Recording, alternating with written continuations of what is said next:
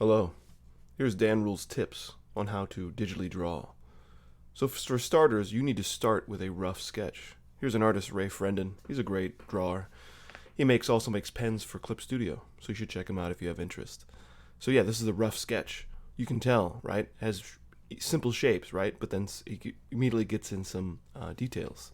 He then goes on to a refined sketch. You'll notice that he uses a different color pencil so that it's obvious, right? The blue and the red. The red sits on top of the blue. You can tell it's different to get a refined sketch. And then there's an ink page at the very final. You can see that he turns down the opacity of the other two layers and then to be able to see what his inks are doing. Another example here, people use blue. People use blue because that's what they used back in the day, because that wouldn't show up in photography. So illustrators, comic book artists would use blue pencil for the sketch page because that would not show up. So I think there's no reason not to do this because that's been the history of everything. In digital drawing, just like drawing, I think your sketchbooks, your pages should look like this. Your sketchbook pages, they should be filled with little doodles and drawings where you're trying different things out all on one page. You don't start with a finished piece. You have a sketch page until you figure out, oh, I like this particular piece. I like this layout. And then you do that. I made a little short video here of me sketching. So here I am I'll kind of do a commentary in Clip Studio. And I'm just using a pencil. And again, I'm using a blue pencil to sketch out some ideas. To start with shapes, right? So always start with shapes. Always start with the form. Let's see if I can speed this up a little bit. I'm sure there's enough. I can just kind of go play your favorite. There we go. So yeah, I start with a simple shape, right? I'm drawing a head. When I draw a head, I typically also cut off the edges where I know the ears will be, right? It's an elongated shape. I've also extended for a jawline, and I'm really thinking about form, right? So here's the neck. I'm thinking about where the actual, like a tube, the neck comes into the face or into the head. And then just quickly thinking about where the shoulders would be and give me some dynamic poses, right? Like it's always good not to just have me straight on. Who wants to see a straight on face just looking at you? People want to see dynamic poses of them going a certain way. Speed it up a little bit faster. And now I'm working on the details. So I don't do a refined sketch on a separate layer. I just do everything here. And I'm just using the eraser tool and the pencil tool, right, to come in here and start to mess around, add detailing to this cross made. So of course I assume you know how a head works. You make the cross and then you come in here and start adding the details based on that cross, right? And try to make it interesting and exciting as possible.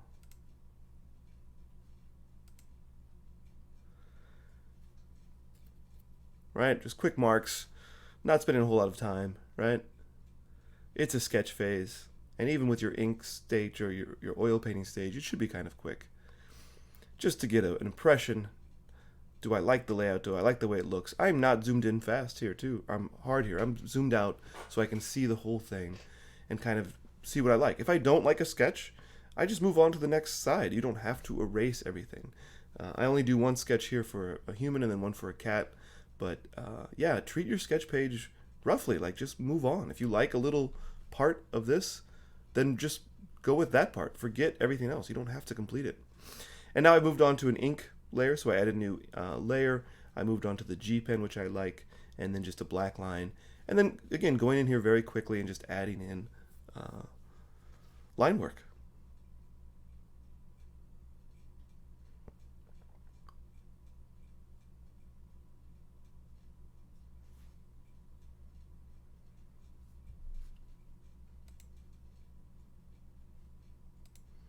Go a little bit faster too. I think it's important for the G pen and for some inking is to try to get it in one stroke. So instead of going very slow, very back and forth and erasing, just make that mark. If you need to zoom in or zoom out to get that kind of movement of the arm, try it. Like this is the time to experiment. We're not at the finished drawing stage, so we can really let loose here. So you can see that I changed the shoulders too because I wasn't happy with how those shoulders were a little bit tight. And now you got this guy, yeah, really looking in another direction, right?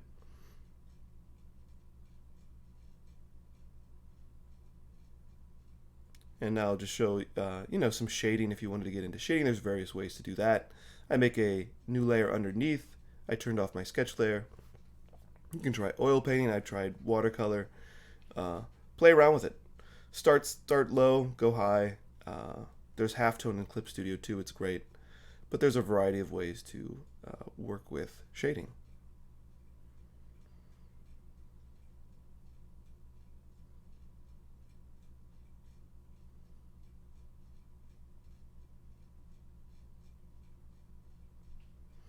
And I'd like to use just the G pen as shading, also with a different color. And then you notice I make a different layer. And I do this because then I don't have, if I ever want to erase, if I want to change it, I don't have to affect the layer with the black lines. I personally think like just two color drawings, illustrations are great. So black line and a secondary color in white, monochromatic, looks great. And so here I'm like, oh, you know what? It'd be fun if this guy looks like he got punched. So I started drawing a hand that punches him.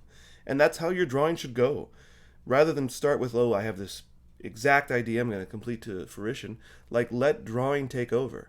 Let your subconscious mind and thoughts and ideas kind of work together.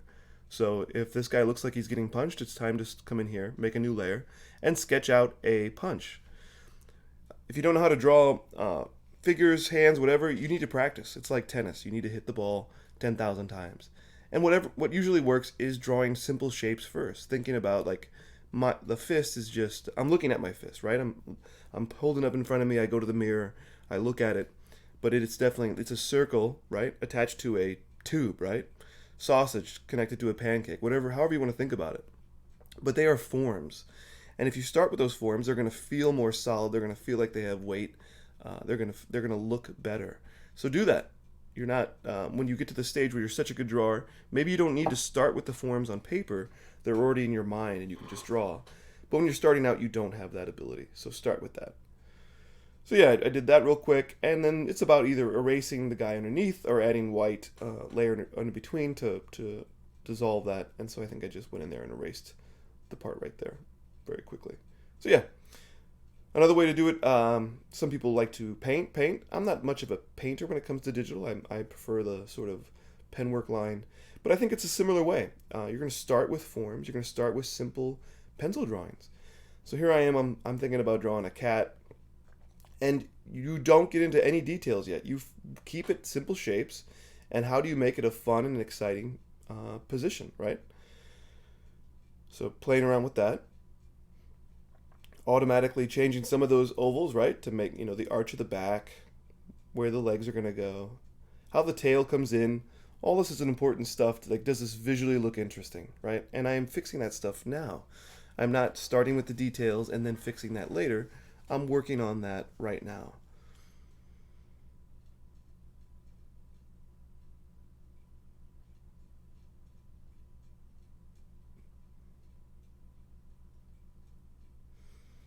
And fixing the tail. I don't like how the tail gets in the way of the hind legs, maybe. So changing that right now. And then I'm like, oh, maybe it could be a cat with multiple tails. And I start with this first shape, and that's too much like the other shape, right? So that doesn't work. So I do the other shape, other direction.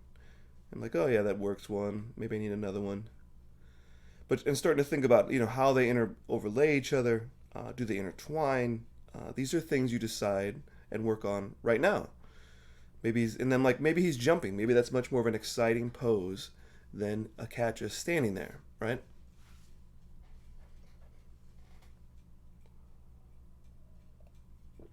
Yeah, maybe try to make him a little bit like Garfield. Maybe to have his mouth open would be more exciting, right? Like, is he attacking something? Work all these things in the sketch phase, right? Play around. Like, don't be so tight. Be loose, be confident, and things will work out. And again, like, I'm only drawing one sketch. I would typically draw in my sketchbook, is where I usually start, not digitally, is I would have multiple drawings. Maybe the close-up of the face, maybe the arch of the back. And so this one I'm actually doing oil painting, which I am not the best at in terms of digital painting. It's not something I have a lot of personal interest in my own work. But this is how I would do it. So at first I started like, oh, I can't see it, what I'm looking at. So I turned down the opacity. But then I'm like, oh, this oil paint is way too opaque. It's or too transparent. I'm sorry. So rather than that, I've actually moved it underneath the pencil drawing, turned that back up, and then I'm going to turn the opacity down for the pencil, right? And so that way I can still see what I'm doing, but then deal with have a nice saturated oil. And I'm just painting. I start with this kind of ochre orange, and then I'm going to build up with white. And let's see if I can zoom in here. Oh, I zoom in later. But yeah, I also start to paint. You can see if I like a color, I put it off to the side so that I have it always, so that I can just right click on it to have it again. And what's nice about the oil paint, I make my brush smaller, I make my brush bigger to make quick marks, right? Big fat marks. Make the brush smaller to make it smaller. And here I zoom in for you so you can actually see what's going on. And it's nice. Oil paint, it allows you to slowly build up an image, so you can take it piece by piece until you get what you want here. And so I'm just playing around with that. I think it's highly enjoyable. I'll speed it up quite a bit here. You can just watch, or you can go faster if you're bored too.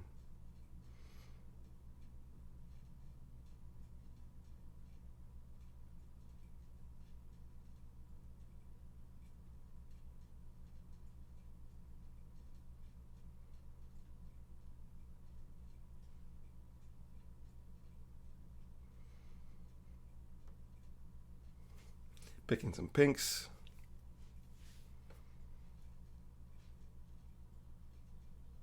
And what I decided too is, if you don't like how the oil paint takes too long to change, just erase it, right? Flip your pen upside down, erase it, and then come back in with the color that you want. And then whenever the two meet, the orange and the pink meet, it's nice. It'll blend together nicely.